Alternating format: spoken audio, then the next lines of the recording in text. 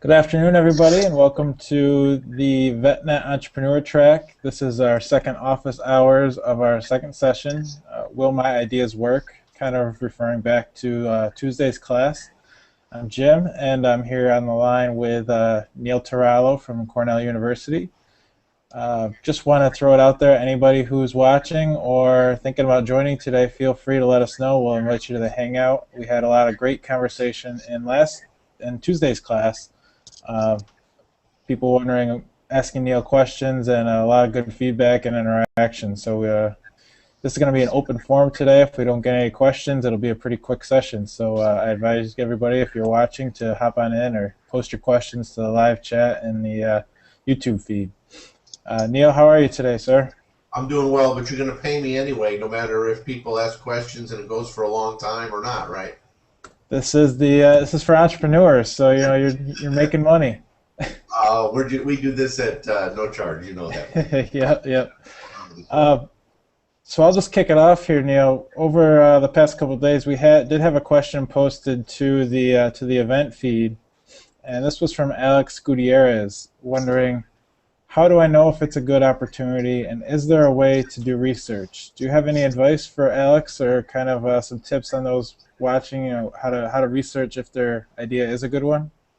I sure do.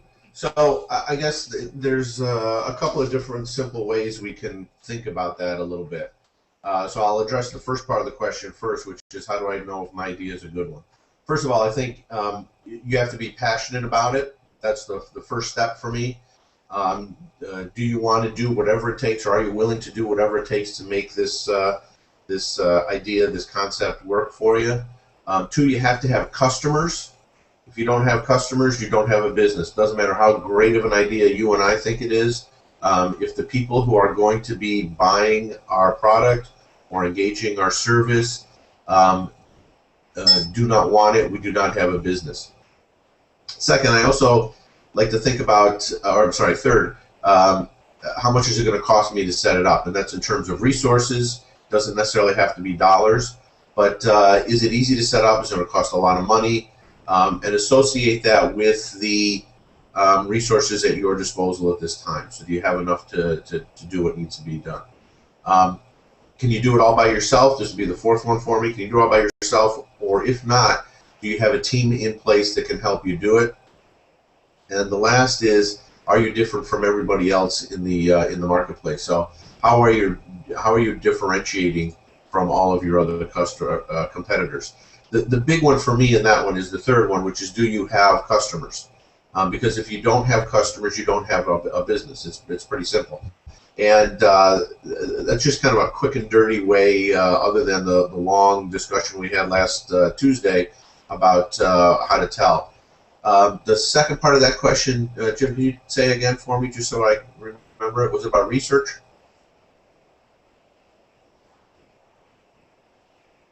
I lost audio.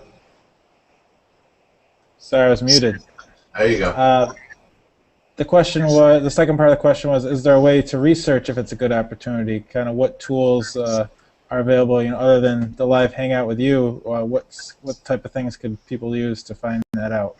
Okay, great. So the research that you want to do, in my opinion, demonstrates that there are customers out there. That's the primary part of the research that you want to do. And there's two different types of research you can do. One is called secondary research, and the second is called primary research.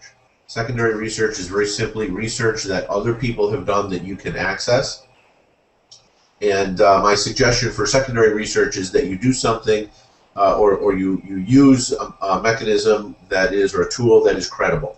So the internet is not necessarily a credible tool for research, because anybody can post anything on the internet. Conversely, if you go to databases that are created by companies who earn their living by finding information out about all sorts of different things, that would be a credible source and someplace that I would encourage you to think about. You can find those databases through your public library. If you're a university student, most universities and colleges around the United States have access to those databases. They are not something you can get just by logging onto the internet now. These days, they have a pretty hefty price tag to go along with their subscription or their license. and most of those licenses are acquired by public libraries and university libraries, so that you can always go there and look for that. So there's a lot of different databases that focus on different areas of market research, and I would suggest that you look there. Primary market research is research that you conduct yourself, so you can do surveys that kind of describe your idea and ask people if you want to, or if they would be interested in engaging in the service that you're offering or buying the product that you're selling. The best way, though, to really do research that offers support is a combination of a couple of those different things. So I typically start off with something called long interview, which is simply finding people who could be helpful and are knowledgeable in your area.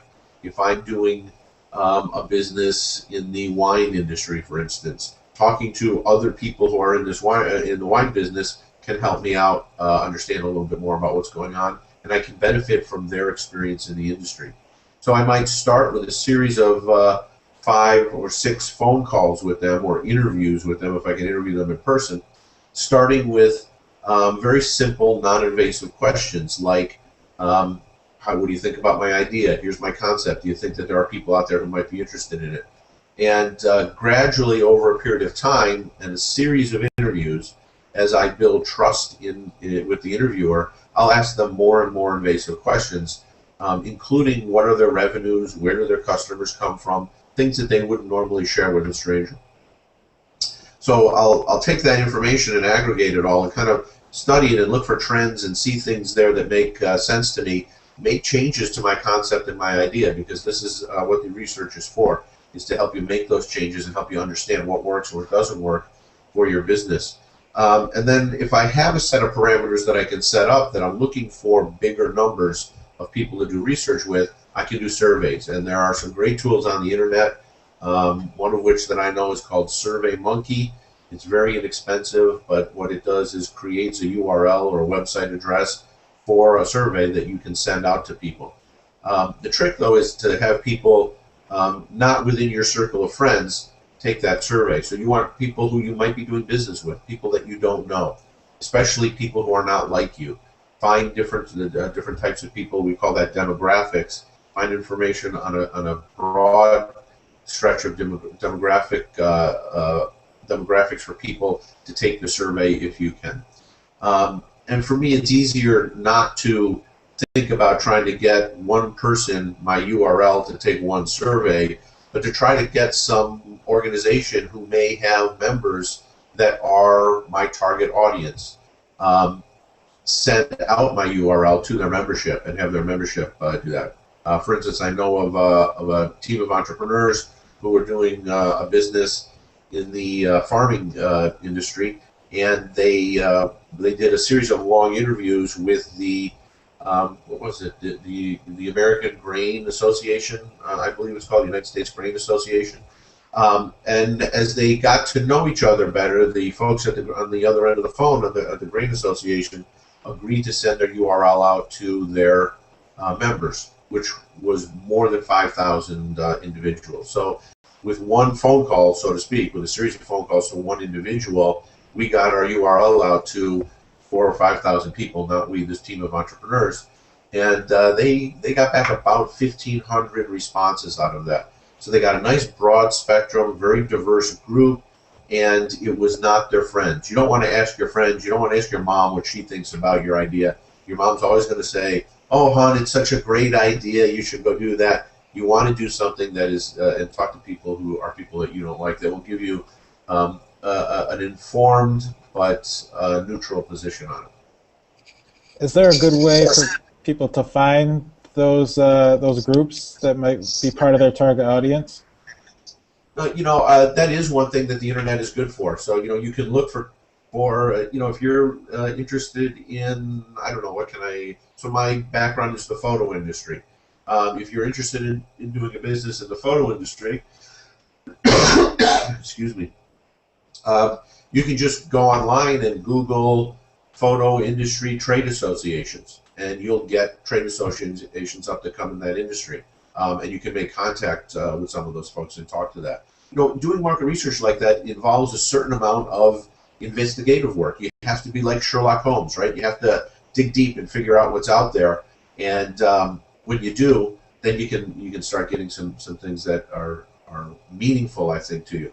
It's easy. It's easier, I should say, to talk to people you know, and it's safer.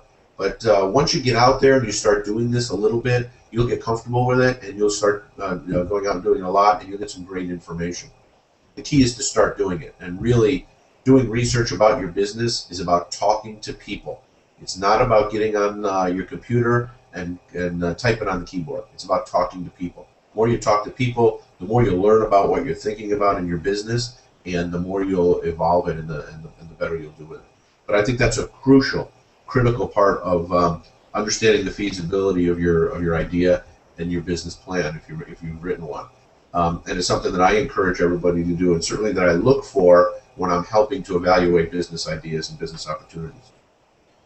By getting out and talking to these people, does that also help the networking and growth of the idea, maybe getting people interested in your idea? Absolutely, and it's a great way, if you're a business-to-business company, it's a great way to identify potential customers, and there's no stronger case for a banker to loan you money, an angel investor to invest money in you, if you have customers lined up. We call that a market-driven opportunity, and that's the sweet spot. That's the grand slam home run, being able to do that. And if you're a business-to-business organization and you can call potential customers, businesses that would be potential customers, and do these long interviews with them, get their input, what they're really doing, if you think about what you're doing here, is you're engaging them to help you craft your service or product to meet their needs. So why wouldn't they want to be your customer? And that's a great way to start, because if you're a service organization, for instance, doing a business-to-business type of an organization, and you can get 10 or 15, that's all it would really take. Business is to say, I love what you're doing, and if you were to launch your business, I'll be your customer. That's reason enough to start a business right there. A little bit harder for business to consumer, and that's where we use the long interviews as well as surveys, because we need to understand what a larger, broader audience thinks about what we're doing. Awesome. Is there nobody else out there, Jim? Or are they gonna talk to each other all night long? I was just gonna say, I don't see any other questions out there. Do you have any suggestions or any kind of? We can kind of wrap it up and see. Somebody jumps in, we can keep going. But if you will have anything else to say or close with, I don't know if you want people to contact you outside of this, or if you want to provide some contact information. That would be good. Okay. So do we have anybody logged in right now to the chat at all? No, it's just us two. Well, then let's just call it a day. If nobody, we can just hang out if you want. Whatever you want to do. All right. Well, we'll just wrap things up. If anybody does have further questions for Neil, feel free to post it to VetNet Entrepreneur Track. I can get them back to Neil, and we can. And Neil is also on Google Plus. You can add him as in your circles. There you go. And feel free to ask him questions. I can respond. What was that, Neil? I can respond through that through Google Plus, the circles. Yes. Yep. Yes. Well, I'm happy to do that. And if they post it if you have a question, you post to the event or the YouTube feed. We'll also get that here at VetNet and can pass that on to Neil and kind of make that happen. But thank you very much for your time, Neil. This week we had a lot more people show up on Tuesday, and it was a pretty good conversation, but glad we got to wrap things up today. Sounds good. Thanks for your help, Jim. Appreciate it. Take care. Thanks a lot, Neil. You too. You have a good one. You too.